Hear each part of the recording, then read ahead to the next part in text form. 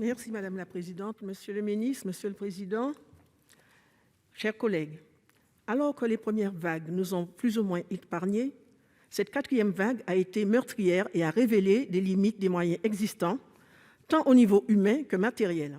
À ces carences se sont ajoutées des difficultés liées à une très mauvaise communication de la directrice générale de l'ARS qui n'a pas facilité les relations avec la population et même avec certains médias. La mise en place tardive des restrictions concernant les vols transatlantiques n'a pas permis d'éviter cette vague. Et les propos irrespectueux, moralisateurs et méprisants, notamment sur les médias nationaux, qui ont relayé certains fake news, tout cela a compliqué la communication institutionnelle dans un contexte de méfiance. Si des moyens matériels et humains ont été mobilisés en urgence au titre de la solidarité nationale, que je remercie d'ailleurs, Monsieur le Ministre, la dégradation de la situation épidémique étant pourtant prévisible et anticipable plusieurs semaines en amont. En effet, certaines conséquences de la propagation du variant Delta ont été amplifiées en raison des retards structurels que connaissent nos territoires en matière de santé. Des professionnels venus en renfort ont constaté les différents manquements. Le manque de respirateurs, d'oxygène, ils ont qualifié la situation de maltraitance sanitaire.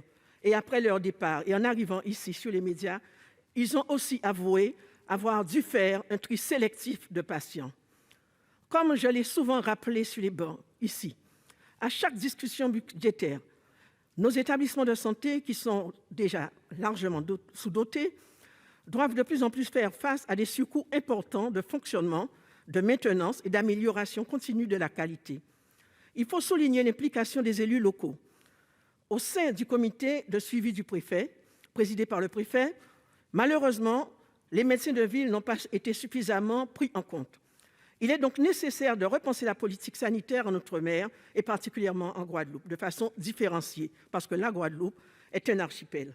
De même, les tentatives de l'ARS de Guadeloupe de démanteler les structures locales de santé et de coordination, comme le GIPRASPEG, sont problématiques et témoignent d'une grave méconnaissance de la réalité de nos territoires. Monsieur le ministre, quelles sont les mesures différenciées que vous comptez prendre pour la Guadeloupe?